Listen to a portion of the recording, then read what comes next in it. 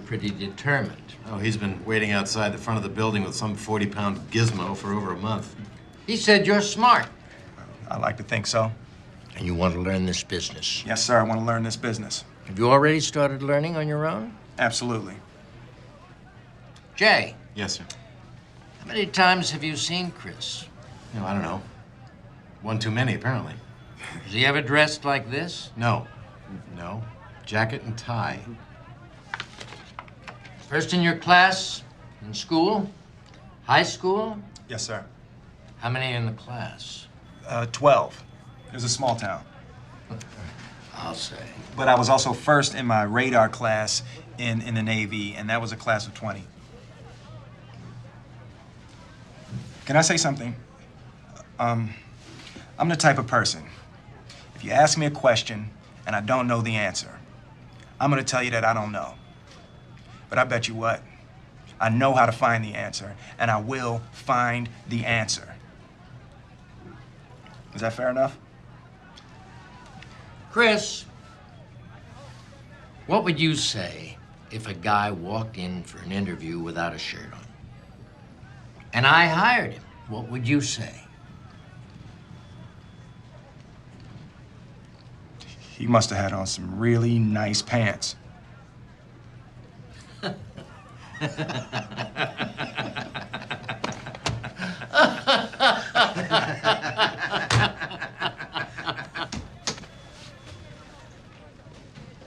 Chris. I don't know how you did it dressed as a garbage man, but you really pulled it off in there. Thank you very much, Mr. Twistle. Hey, now you can call me Jay. All right, we'll talk to you soon. Thanks. I'll let you know, Jay. You'll let me know, Jay. What do you mean? Yeah, I'll give you a call tomorrow sometime. And What are you talking about? You hounded me for this. You stood here. Listen, there's no salary. No. I was not aware of that. My circumstances have changed some, and I need to be certain that I'll be able to Okay. Tonight, I swear, I will fill your spot, I promise. You know what I'll look like? If you back out, you know what I'll look like to the partners? Yes, an ass a-hole. Yeah, an ass a-hole. All the way. Yep. Hi, this is Brian Howe, and you're watching and listening to Monday Morning Critic. Brian, I got to tell you, just going through your life today, I didn't know if I was talking to the former lead singer of Bad Company. I mean, does that happen a lot? Where I'm like, I don't think Brian was in a band. Could have been, but I don't think so. You'd be amazed. I did a show called Kevin Can F Himself for AMC Plus. Great show. Great show. Thank you. And it aired on AMC obviously, but also on the AMC Plus channel, which I have on Apple TV. Okay. Yeah. And I started watching it, and just out of curiosity, I went down further to where the cast pictures are and the bios, and I clicked on me, and it said that I had been the lead singer for the band Bad Company for quite some time. And I had to call my manager and say, that's not me. That's another Brian Howe. I would love to have been the lead singer for Bad Company. They were a great band. Great band. Yeah. So he was like, oh, my God, because, he's my guardian at the gate. And he quickly got that turned around. I had to send him like a link. I had to send him a bio. So I had to write it. Yeah. You just forward this to them and they can put what they need to under my picture.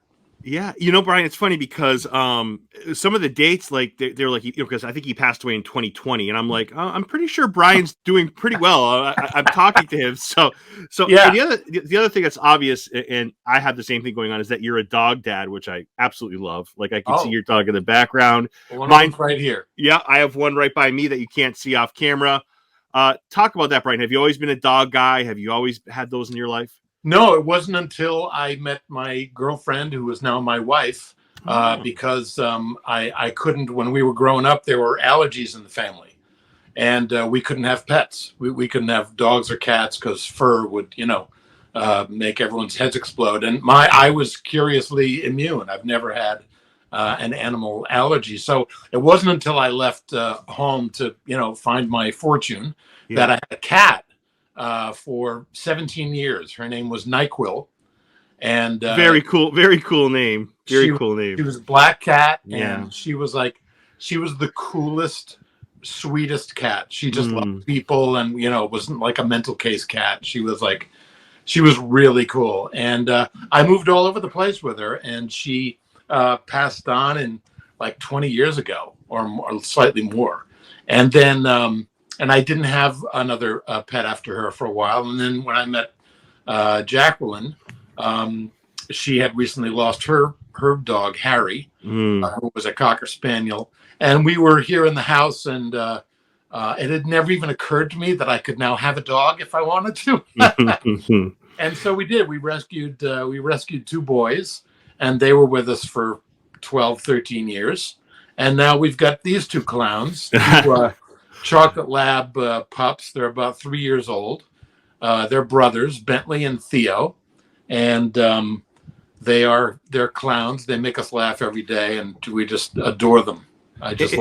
Yeah, they're beautiful, great demeanor. I could see it right now. It's funny, Brian. You never understand until you own a pet the impact they have on your life, right? So your cat you must have had such a bond with this beautiful cat, right? 17 years, like, and then it's like I look at my dog Bear, like I love him like nothing else. Like I can't.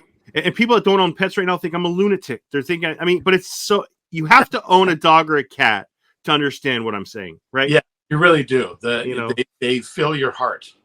Oh, and the loyalty is beautiful. It's just so great. It's I far prefer their company to humans.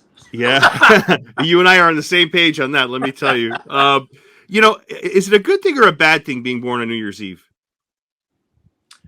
Well, it's a good thing because you never have to go to school on your birthday. That's right. It's always school vacation. I felt bad for kids whose birthdays were in like mid-March and on a Wednesday, and they were in school. I go, oh, that sucks. Yeah. My birthday was never during school, but the downside was there were several years when Mom would give me a gift and say, "This is for Christmas and your birthday." Oh no! I was just going to ask you that. I was thinking, Brian. Yeah. I was going to say, Brian. There has to be enough time that's escaped where you get out of this is Christmas and a birthday gift. Yeah. Oh man! So I reached an age, and it was a very young age, where I actually and this crushed my parents. They felt terrible. I said, "Mom, could you maybe just withhold one Christmas gift and wait to give it to me on my birthday?" Yeah. I'd like them to be separate. They're only 6 days away. 6 days apart, Christmas and my birthday. Yeah. I said, just withhold one and give it to me on my birthday, because, that's no fun. Then I end up not getting any presents on my birthday. Yeah. It was like, oh my God, I feel terrible. I said, no, it's okay. Just, Well, there's a lot of celebrating, right? There's, you got New Year's Eve, you got your birthday, Christmas was a couple days before, or Hanukkah, right. Or what, it's pretty wide open. So that's a good thing. Where are you from? But you also have to give constant reminders, because it's this other holiday too. That's right. That everyone is celebrating. So you have to kind of like be a pain in the ass and go, birthday. I'm glad you all gather in Times Square to honor me, but please. That's great. Where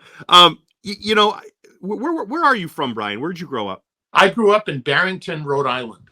Oh, I'm doing my podcast out of Massachusetts, so we're both way. Yeah, fellow New Englanders. How great is that? Where are you in Mass? So I'm right outside of Springfield, probably like 10 minutes from the Hall of Fame. I was born there. Get out. I was born in Springfield, Massachusetts. Are you serious? I am 100%. I swear to God, I didn't know any of this coming into this interview. I swear to the life of my daughter. Yep. I did not. How long did you spend in Springfield? Not very long. I think we moved to Barrington when I was, I want to say, almost 3. Oh, so you spent some time in Massachusetts, though. I mean, granted, as a baby. Wow. Oh yeah. Where I spent I have like vague, like snapshot little memories. Mom would show me, photos in the photo album back when we had those. Wow. And I would be able to actually look at a picture and go, I remember that. I actually have a physical actual memory, but I couldn't tell you, then I crawled into the living room and turned. I don't have any of those, but I do have like vague little, And we moved to Barrington when I was 3. Yeah. And stayed there for the rest of my, through my young adult life. When I was pursuing acting and after college and stuff, I lived in Boston for 10 years. Wow. Small world. I feel like we're brothers, Brian. Absolutely. And we shot Kevin Kneff himself in and around Boston. Oh, that's right. Oh, my God. Real homecoming for me. It was great. Oh, and you know who else was born in Springfield, Mass? Is Kurt Russell. Yes. Yeah, another famous Springfield man. I'm sure there's more, and also I think John, I always forget his last name. He was in Beverly Hills Cop. John, he's a great actor, and I can't remember. It begins with John Ashton. That's it. John Ashton, I believe, is a Springfield, Mass guy too. Oh, is that right? I didn't know. Small world. Small world, but I wouldn't want to paint it. Yeah. What were you like as a kid, Brian? Like, were you this kid that just loved movies, loved acting? I mean, yeah, there was a lot of pretend. Yeah. There was a lot of my buddy down the street, John Lyons, and I would play Wild Wild West all the time, and he wanted to be the Robert Conrad part, Jim West. Okay. I always wanted to be the Artemis Gordon because Artemis Gordon got to wear all the disguises. Yeah. And be goofy and stuff. And I was like, be Jim West, get in all the fights. I don't care. I'll put on a mustache and I'll be silly. So that was me. And then and not long after that, we'd play Star Trek, and I always wanted to be Spock. Had to be. So it was interesting. I never wanted to be the lead role. another Massachusetts guy, Leonard Nimoy, another Massachusetts guy. Yeah. Wow, that is. Yeah. So I was really like, I was funny because I come from a funny family. My parents both had a great sense of humor. My 2 older brothers, very funny. There was a lot of laughing in the house. I'm very lucky that way. And in school, I was the same way. I would, we would have competitions where we would imitate the teachers and, just do goofy stuff. And I was actually voted class clown in high school, and, wow, not a title anyone should ever be proud of. Well, I'm divided. Yeah, you're right, Brian. I'm divided. I'm sure your parents weren't super proud. I mean, I'm sure your parents were like, well, we'd rather have you studying more. But right. Think of it this way. You brought joy to many people's lives in your graduating class. I did. I was in theater productions very early. That's when I kind of had my epiphany that I wanted to be an actor, because I didn't know it was something you could do as a job. Yeah. I just had no idea. I just loved movies and TV, but I didn't make the connection that these are people working. Yeah. Because my dad went to work every day in Boston at an insurance company, and mom worked at a nursery school. So I thought those are jobs people do. You don't do Wild Wild West as a job. Yeah. What did mom and dad say about you getting into acting, Brian? Were they like, listen, you get something a little more stable, or were they like super supportive of you chasing your dream? They were always supportive of all of us, like pursuing our dream. Mm-hmm. Dad was just about, look, pursue your dream, but have a job and pay your bills. He just like was work ethic. It was like, I don't pick any career you want, but on your way there, get a job, work in an office or, something. I don't care where. But, pay your bills, be responsible, and pursue whatever you want. And mom was, she was fine with me being an actor, but maybe I could have a minor in college and maybe I could be a cameraman. I'd be show business adjacent, I'd go, and my position was always, I have to pursue this as plan A. Right.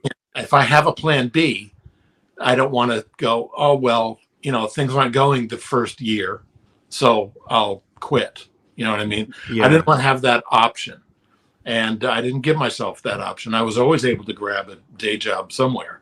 Yeah. Pay the bills. But, my focus was always, get in this thing or do this reading or, hit this audition, make friends. Oh, this friend's directing a play, do the play, all that kind of stuff. I did everything I could that was actor centric.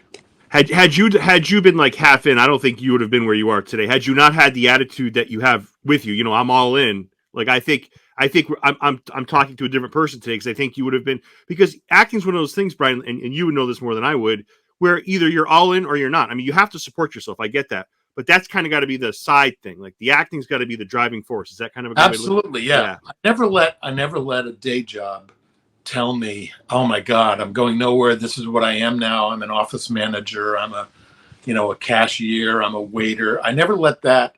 That was just like this. This is just like I had my dad in my head. This is paying the bills. Yeah. This is so I have an apartment so I can pay the bills, and live reasonably comfortably, and still pursue what I want to pursue. And if things should turn around, and I start getting paid for doing what I want, Yeah. then I can kind of segue out of the day job and go, try to go full time into acting. And it's the old story. It's persistence more than anything else. It's you got to have some skills, but you just got to keep at it. And work does beget work. Yeah. And people remember you when you're a pro and you show up and you're on time. You know your lines. You're not a pain in the ass. Yeah. And people remember that. And they either want to work with you again, or what you've just done gets seen by someone. And that happened to me a lot. It wasn't even always direct action by me. I did a play in a black little box theater in Manhattan, and one of the women in the play had been a reader for ABC casting in New York, and I had no idea that she had invited them because they'd never seen her perform, and she gave them hell for it. So she guilted them into coming. Wow. And I had to have this really good, funny part. And I had no idea they were there that night. And I'm glad I didn't. And afterwards, she was talking to them outside on the sidewalk, and the head of casting, like, "Come here." I said, "Oh, hi." And I had no idea who she was. She introduced herself. She said, "Do you have an agent or a manager?" And I said, "No, I have none of that right now." She said, "Well, I know someone who's a manager. I'm going to give her your name, and I think you should come in and read for some stuff." So, it's that kind of thing. It wasn't, I didn't have to be a big Broadway production. It was a tiny little theater tucked in the middle of a block somewhere, Yeah. I mean, it's funny too, because, there's one thing, a point I wanted to add. You were talking before about, when you were younger, playing pretend and acting when you were playing when you were a kid. Did you ever get a chance? So you mentioned a couple roles, you mentioned Star Trek and a couple other things.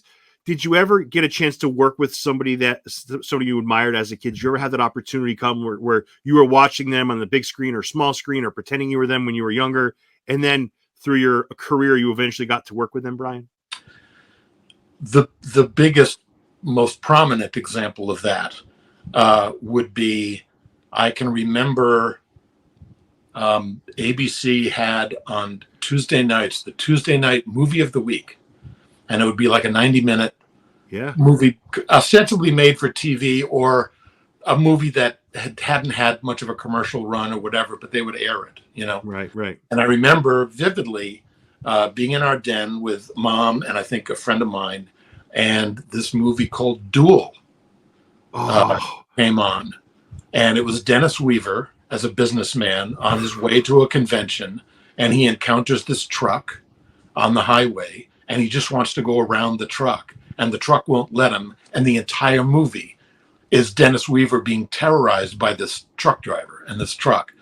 And I made a point of seeing who was responsible for this. And it said, directed by Steven Spielberg. Yep. Boy, he's great. I'm going to remember him. And then I saw an episode of Night Gallery with Joan Crawford. Directed by Steven Spielberg. And then I remember going to the Warwick Mall Cinema in Rhode Island to see Jaws, because Steven Spielberg's name was on it. And I said, well, this guy, he's great. And people were going nuts for Jaws. And then fast forward, and one day I'm on a set. I've gotten a gig, and it's a hospital set. And standing up from behind a counter is Steven Spielberg. And he reaches out his hand and says, "Good morning, Brian." Wow. I mean, you had me sucked in at Duel. That is such a, oh my God. And Brian, I remember watching Duel. I don't know if you remember this too.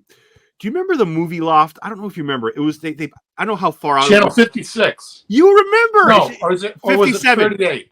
Was it 38? It was 38, but it was yeah. You remember the Movie Loft? Dana Hershey. Holy cow! You remember Dana Hershey?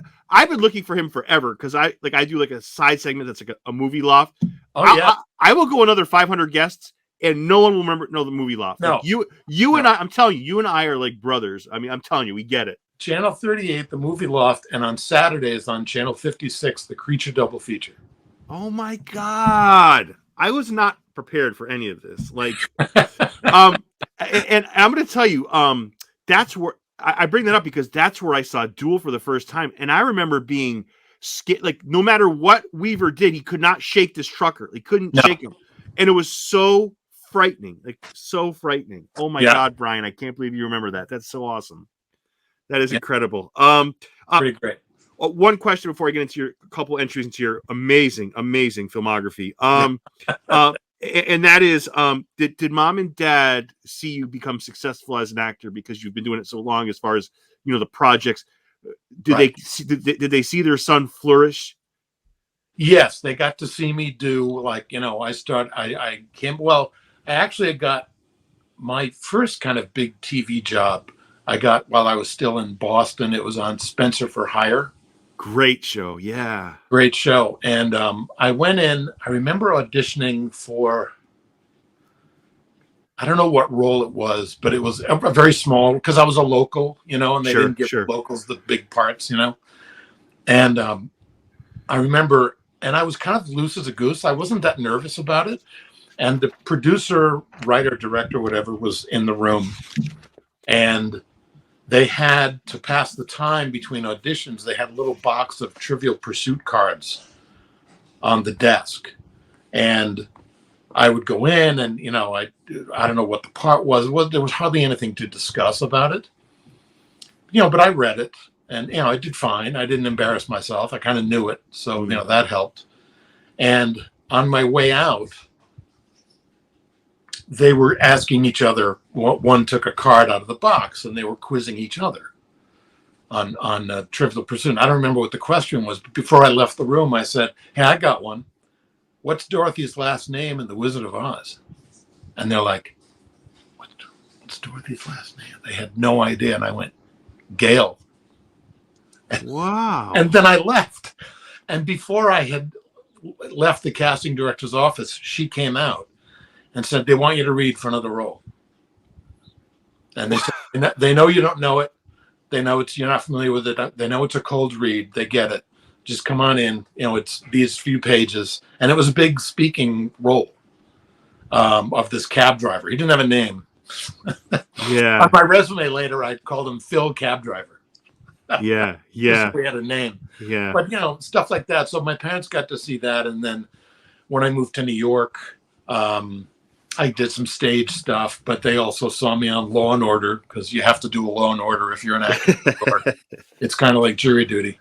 And then when I moved out here, I got some really good representation, and they started sending me out on some serious movies. Yeah. The first one was Return to Me with Bonnie Hunt. Yep. And I did her show on CBS. So yeah, they got to see me actually doing the work. That must have been special for them to see that. To you, it was extraordinary, and being able to call them and say, "Are you sitting down? I'm in a Steven Spielberg movie." Ooh, how great is that? That was a phone call. That was because I had to stop jumping up and down when I got the news. I had to calm myself down. Yeah. Call, but yeah. So I did get to do enough while they were still around. Yeah, and I was talking to some friends, Brian, and they knew I was going to talk to you, and nothing but glowing things they were saying. And I was like, of course, he's just this iconic actor. We live in a time, Brian, where there's YouTubers and influencers or whatever. They have millions of followers, and they haven't really done anything. I look at your filmography, and it's I'm serious. It's impeccable. I'm just going to run through just a couple. I mean, there's over 130 entries. I mean, The Newsroom is one of the best shows I've ever seen. Yeah. Westworld, The Pursuit of Happyness, Vice Principals. We'll get into a few of the other ones.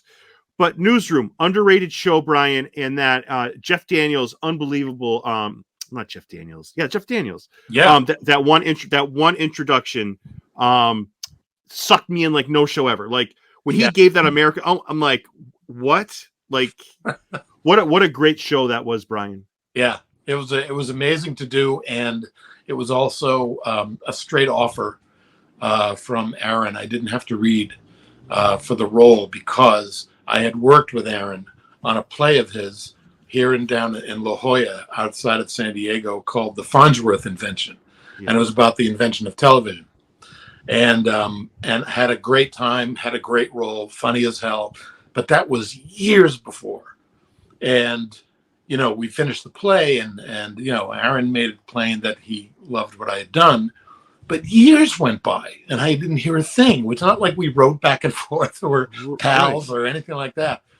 And then, out of the blue, I had done a comedy pilot for CBS, and I got one of those good news, bad news phone calls from my agent. And I said, well, what's the bad news? He said, well, the bad news is that comedy pilot's not going anywhere. They're not picking it up. I said, oh, all right, what's the good news? Aaron Sorkin's offering you a part on Newsroom. I said, who cares about the comedy pilot?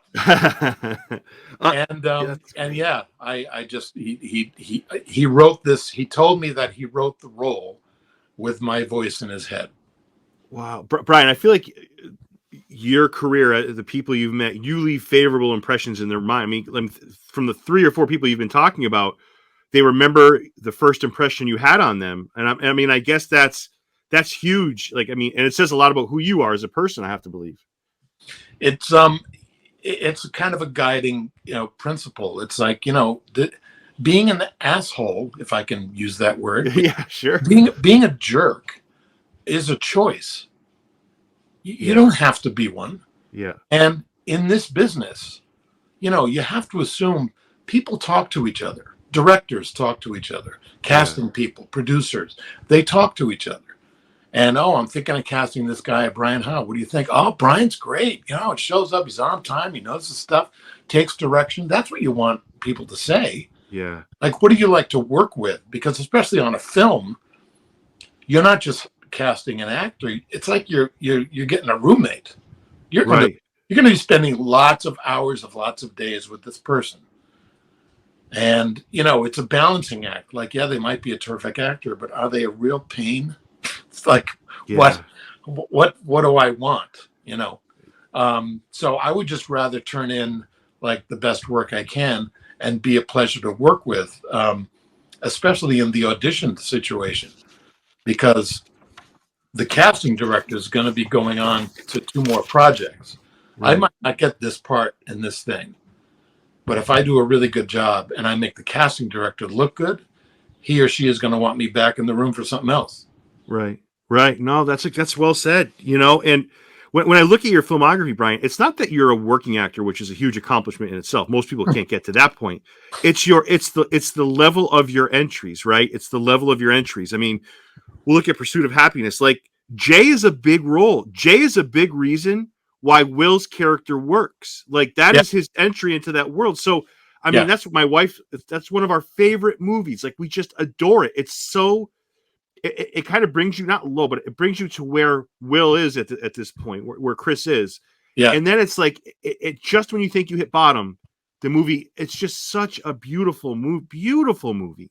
And that's about persistence. Yes.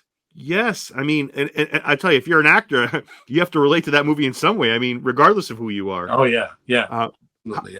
How did you like making that, Brian? Do you feel like, I mean, you have so many entries, so you're probably known for many things, but do you feel like, is that one of the movies that people say, hey, Brian, terrific job in that? Yeah, they remember the Rubik's Cube. Oh, the Rubik's Cube. Oh my God. Yeah. They remember that's the scene if they go, oh, I'll say Pursuit of Happyness, Will Smith. Yes. Rubik's Cube. Yes. You're the guy, it was, the person that made that a great experience was Will. I know he's going through current troubles. He did a bad, dumb thing. Yeah.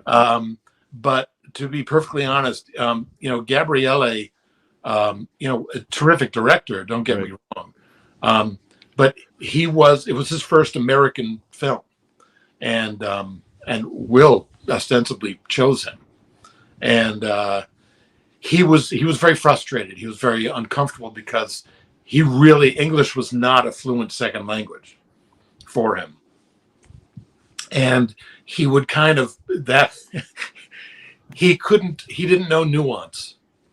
He couldn't kind of come up to you and go, let's try another one. Let's try a little more frustration in you. And he couldn't do that. He would say, that was terrible.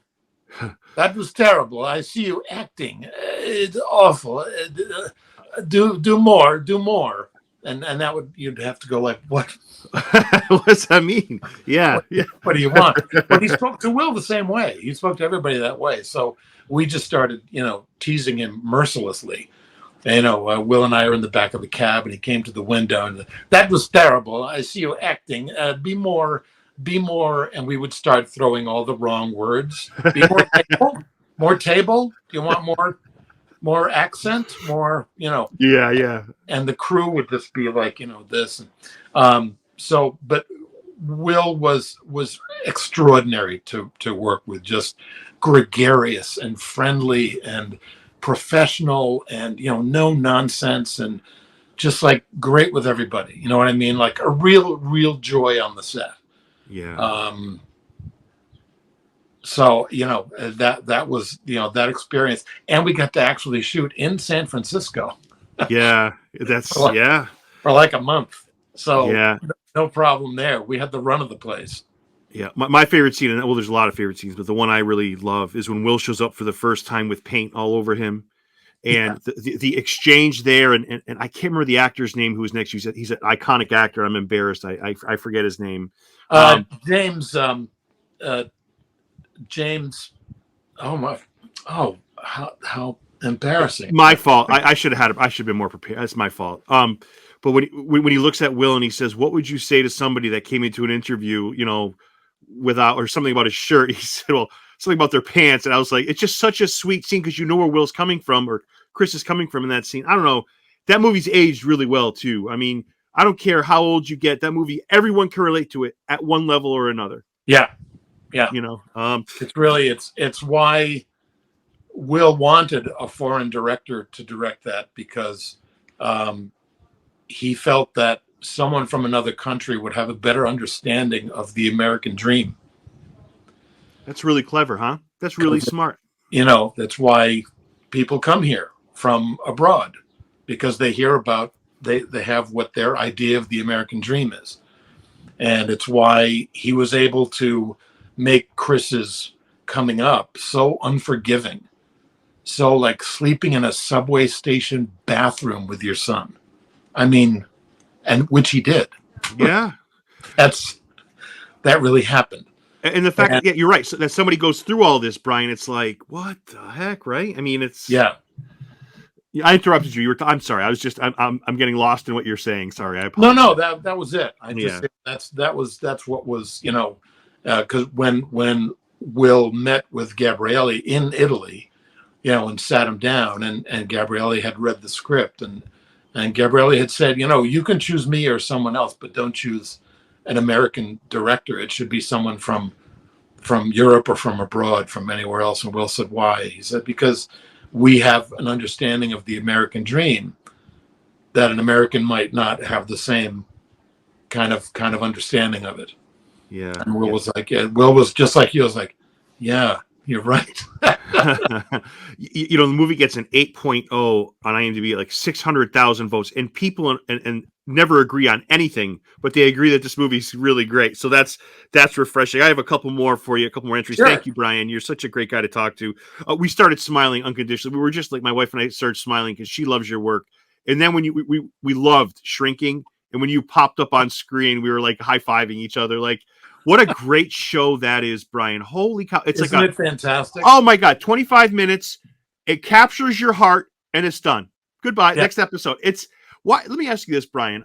First, what was your experience like? And two, why do you think actors like Harrison Ford and Sylvester Stallone and other shows, major motion picture stars, are now gravitating towards TV, right? Why do you think that that's happening? whatever you want to say about that, Brian.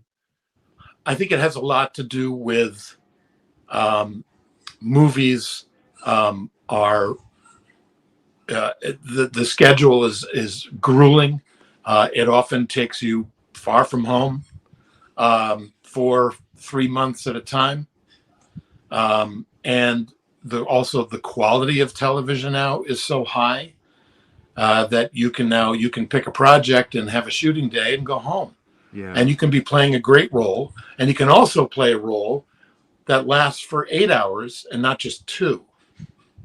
Yeah. When you take on a regular role in a TV show, if it's, a half an hour, whatever, you now get several hours to play that character and to watch it grow and to, play an arc. And that's really attractive to any actor. You get to really build something rather than slap a bunch of stuff together in order to get to act 3 in the second hour. Yeah, that's a really good answer. We mentioned earlier, we're talking about Spielberg. For those listening or watching, you were in Catch Me If You Can. Wonderful movie. It's funny. When I was starting this podcast early on, Brian, I reached out to Frank Abagnale, and his assistant wrote back to me. She said, "Listen, you can understand from the nature of what he did. He just doesn't like really talking about it." I'm like, wait a second.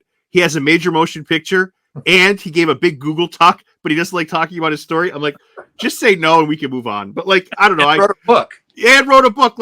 And I don't know. It is what it is. But you talk about another classic Spielberg movie.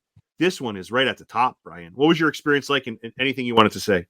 I actually think it's an underrated movie. I think it's one of his best, hands down. I just think, the tone of it and the fun of it, and that comes from the head down. Hanks is, he's crazy in the best way, in the best, funniest way. He's Looney Tunes, but he's a blast.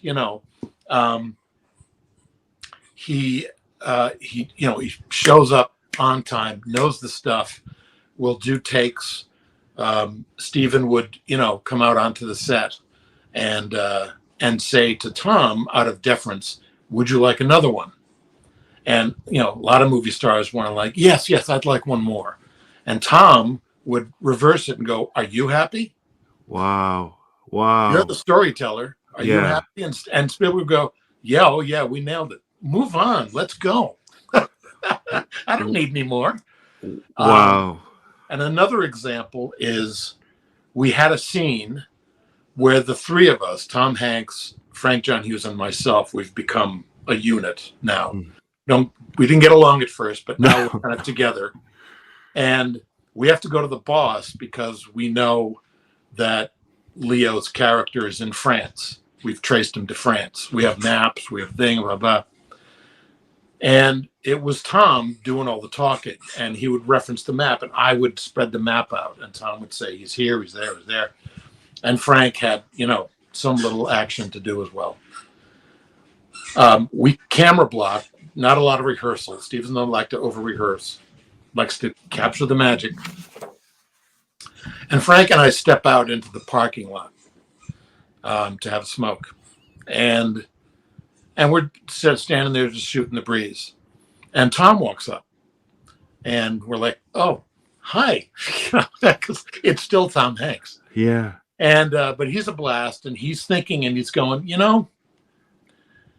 by this time, we're more of a cohesive unit. It doesn't make sense for me to just still be kind of taking over. Brian, why don't you take the line about the map and spread the map out? And Frank, why don't you take my line where I say such and such? And we were both like, okay. He went, "Good. I think that'll work better." And he walked back in and we just said, did he just give us his lines? Wow. He gave us his lines in service of the scene. Wow. Wow. Okay. What a wow. And if you're ever opposite him on camera, in other words, if the camera's on you, and he's next to the camera, so you have someone to. I got actually distracted because he was giving me every bit of an on-camera performance. He wasn't just there just saying the words. He was doing the scene with me, not on camera. Camera's on me. Yeah, yeah. And I got so mesmerized, I forgot the lines for a minute. And I went, oh, wait, sorry. Okay, it's on me. Right, gotcha. Yeah. But just that kind of spirit, that kind of generosity. Stephen was in a great mood because it was just a caper. He was coming off a bunch of really dark films. Yep. AI and Minority Report and Schindler. Heavy. All these heavy, dark movies, And here was Catch Me If You Can. It's a caper. Yeah. And it's color, vivid, technicolor, and that's what I was going to ask you. Yeah, Brian, that's what it's reminiscent. Like, I've never seen a movie that looks like that. It's got to look to it. I've never seen in any other movie in recent memory. Like, what is that, Brian? Is that what goes into that? That's when in pre-production they go into production, and Stephen, will know what he wants, and the production designer, they'll design a color palette for the entire movie. And a lot of times the production designer and or the director will say, none of this color.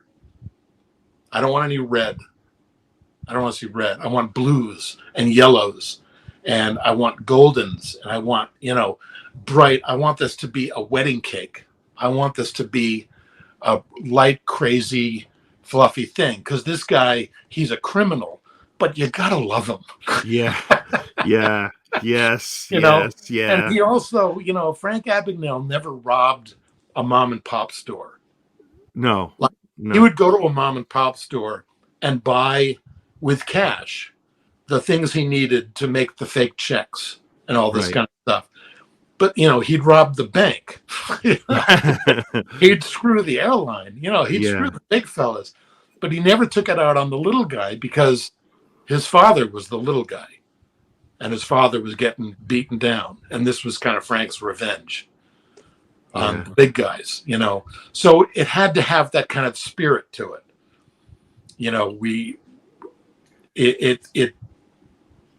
We played a lot, and it had a buoyancy to it. Even in the making of it, it just had a wonderful. It was a great experience. I mean, I think it looks like we're having a good time making it. It does. And that car scene that you're in, the jokes, and then Hanks gives you his joke. I rewatched it over the weekend. It is a great movie.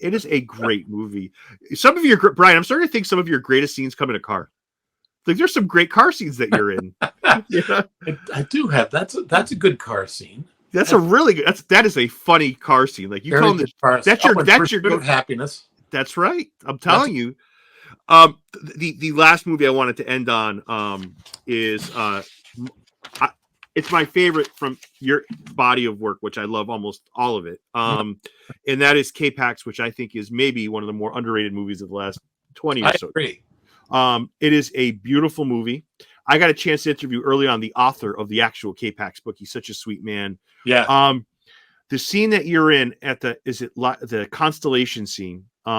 I love your character so much in this movie, especially that scene where Jeff Bridges coming out, he's basically trying to pick your brain, trying to shoot this down, and all you say is, "I know what I saw." Like, Brian, it's my one of my favorite movies of all. I could rewatch that movie every night of the week if I had to. And I love it because it doesn't give you the answer. Doesn't. I know what I think, but I know what I think. I know what lines up. I know what seems to line up. But then again, do we know? And that was that scene was shot in two opposite coastal locations. We shot inside the actual Rose Planetarium in New York City. We did a bunch of coverage there,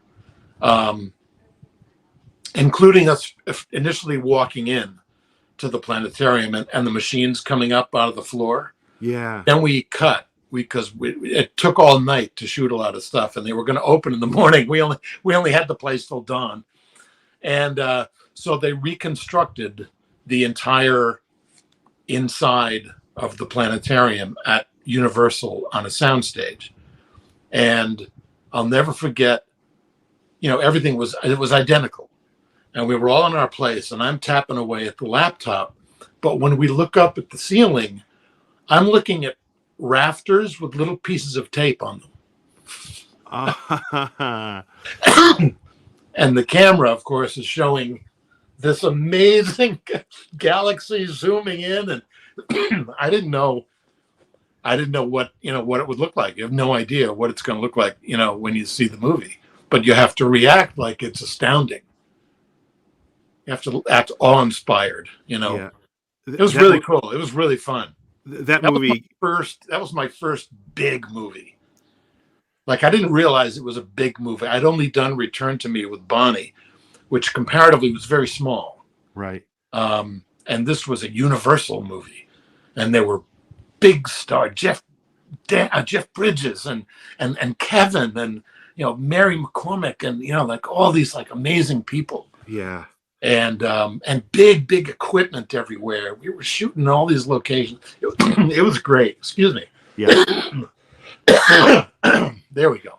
That movie starts off a great run for you from 2001, because then you'll Catch Me If You Can, and then you kind of like have this really great 2001. I mean, you have a great 30 or 40 years, but like that time span is really a lot of work for you. This movie, I tell you, I can't get over that. It's 22 years old. Like, there are so many moments, Brian, in this movie, father-son relationships or like family, like.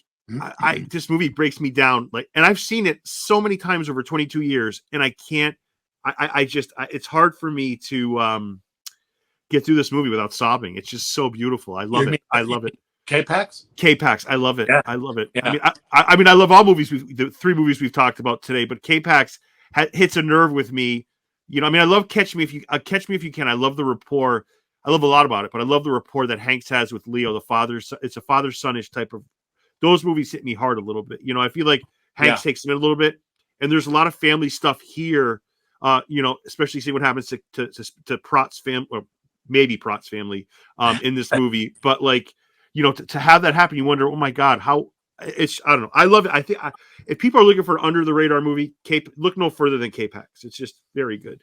Yeah, I'll never forget that the director gave both Kevin and Jeff.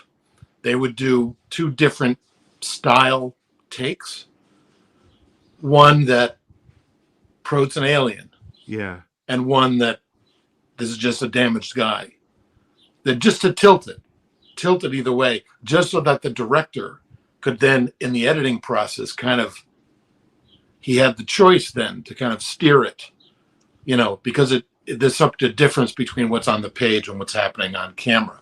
I think it was a brilliant thing for Neil to do, was to just actually throughout shooting, do 2 kind of different, lean one way. Yeah. And then we're going to lean the other way and then let everyone, and so none of us knew how it was going to go or how it was going to turn out. It was pretty cool.